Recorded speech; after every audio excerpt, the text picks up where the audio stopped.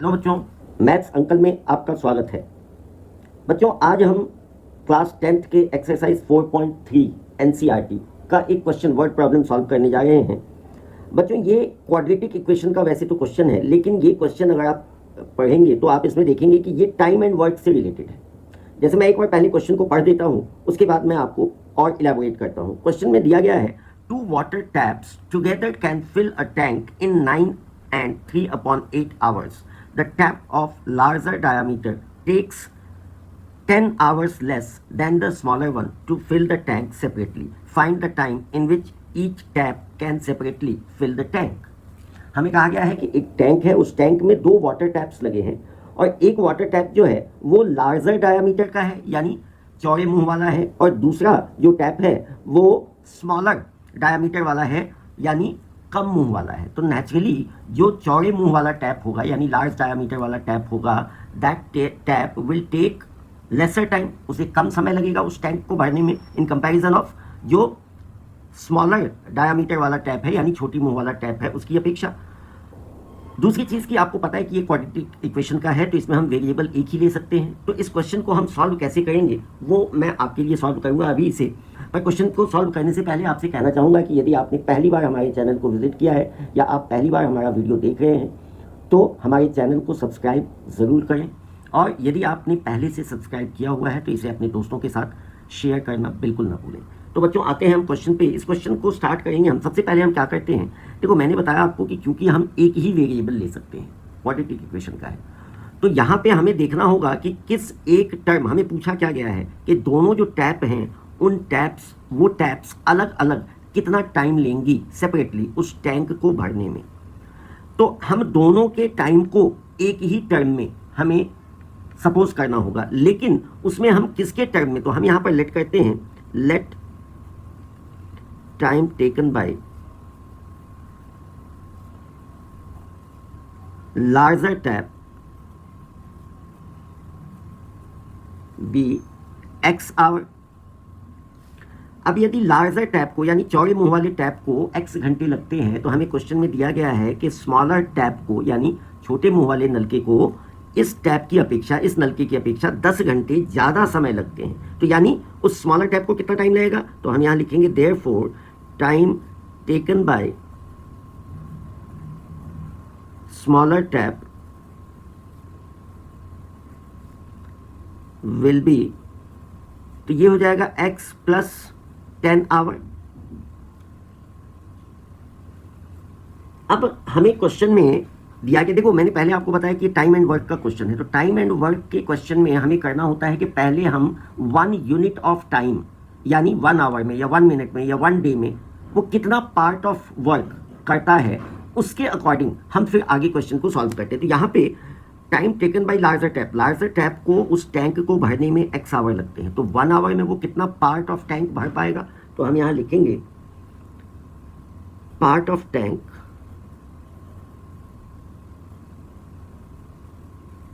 Field by larger tap in 1 hour. तो इसमें क्या होता है कि जितना टोटल टाइम है तो उसके 1 यूनिट टाइम में यदि हमें वर्क निकालना है तो ये जस्ट इसका रेसिप्रोकल हो जाता है, यानी ये हो जाएगा 1/x पार्ट। और यदि हम इसे स्मॉलर टैप के लिए बोलें तो हम लिखेंगे यहाँ पे part of tank filled by smaller tap in 1 hour. तो ये हो जाएगा 1/x प्लस 10, इसका रेसिप्रोकल हो गया।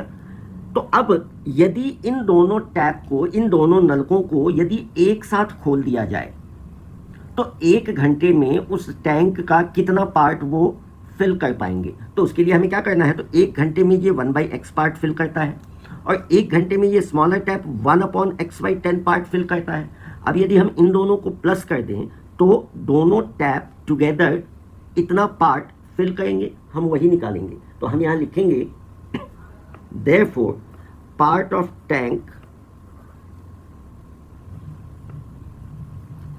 filled by the two taps together, यानी जब दोनों टैप्स को एक साथ खोल दिया गया तो वो कितना फिल करेंगे, part of tank filled by two taps together in 1 our.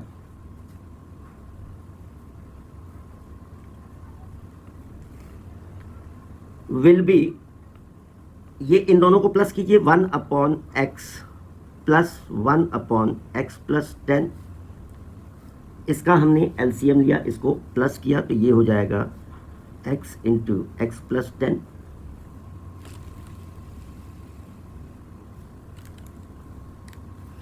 अब x से x कैंसिल हुआ, यहाँ पे x प्लस 10 आ गया, x प्लस 10 से x plus 10 cancel, x into 1, यहाँ पे x आ गया, ये x plus x 2x plus 10 upon x into x, x square plus 10x। इतना पार्ट ये दोनों टैप एक साथ खोले जाने पर इतना पार्ट टैंक का फिल कर पाते हैं। अब हमें इस क्वेश्चन में यदि आप देखिए तो हमें क्वेश्चन में दिया गया है कि यदि दोनों टैप को एक साथ खोला जाता है तो वो 9 and 3/8 आवर यानी 75/8 आवर। कैसे निकाला मैंने, 9 × 8, 9 8 या 72 प्लस 3 तो 75/8 हुआ। तो 75/8 आवर में वो दोनों टैप उस टैंक को एक साथ फिल कर पाते हैं। तो ये टाइम हमें दिया है, तो यदि इस टाइम के अकॉर्डिंग हम ये पता कर लें कि 1 आवर में वो दोनों कितना पार्ट ऑफ टैंक फिल कर पाते हैं तो हम वो निकालने की कोशिश करेंगे। तो हम यहाँ लिखेंगे it is given that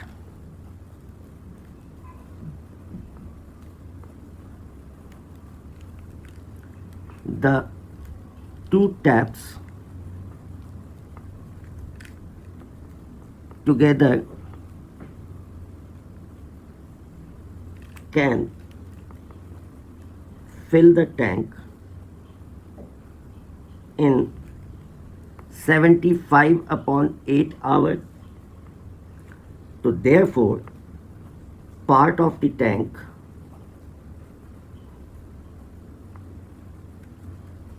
filled by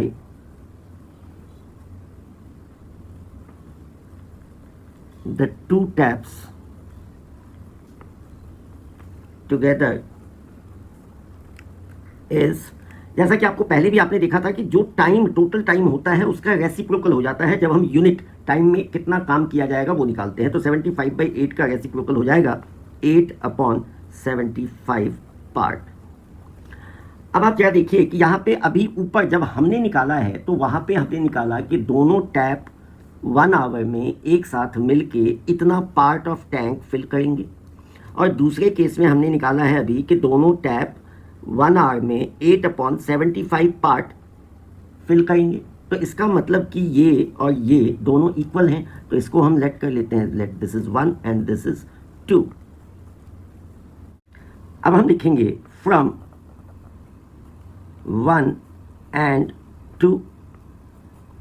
तो 1 and 2 में आपने क्या देखा, तो वहाँ पे हमने देखा था कि 1 में था कि 2x plus 10/x² plus 10x, और 2 में क्या था, तो वो था 8/75 पार्ट।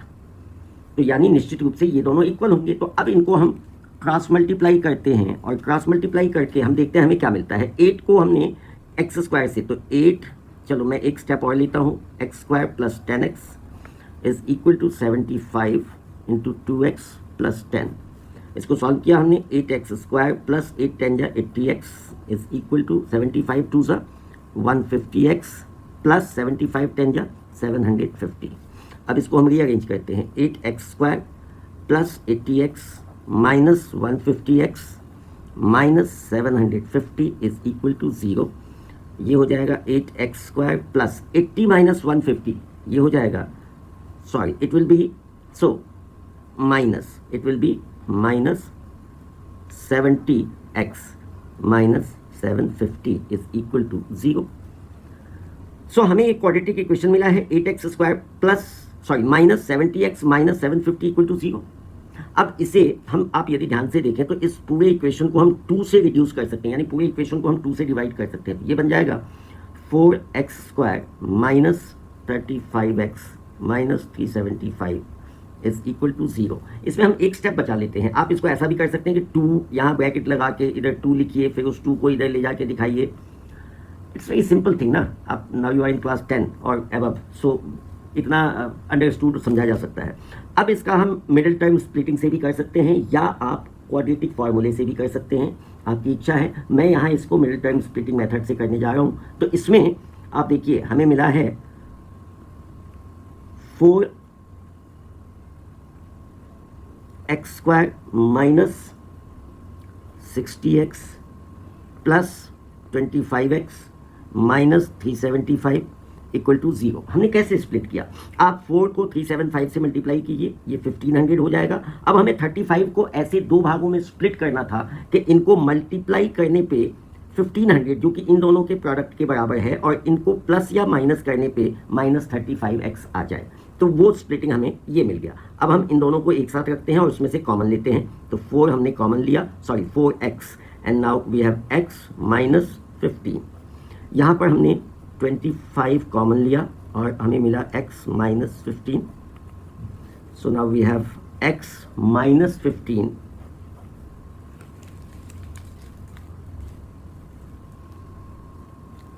दूसरे ब्रैकेट में 4x plus 25 is equal to 0। अब जैसे हम करते हैं, if x minus 15 equal to 0 then x equal to 15। If 4x plus 25 is equal to 0 तो 4x is equal to minus 25 and x equal to minus 25 upon 4। अब आप याद कीजिए कि हमने x क्या लेट किया है। तो x हमने लेट किया है time taken by the larger tap, और तो यहाँ पे x की वैल्यू 15 है और यहाँ पे x की वैल्यू माइनस 25/4 है। तो क्या टाइम निगेटिव में हो सकता है? बिल्कुल नहीं हो सकता। So this value of x is rejected. यहाँ पे हम लिखेंगे रिजेक्टिंग द नेगेटिव वैल्यू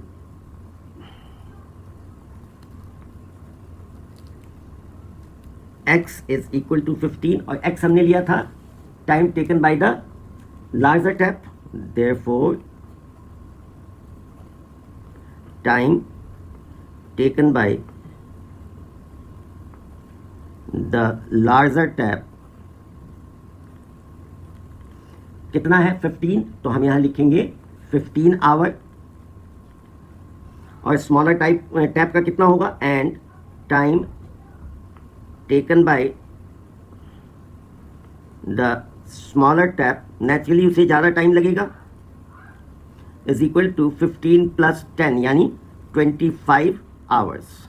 और यही दोनों हमारा आंसर है। तो बच्चों आज के लिए इतना ही।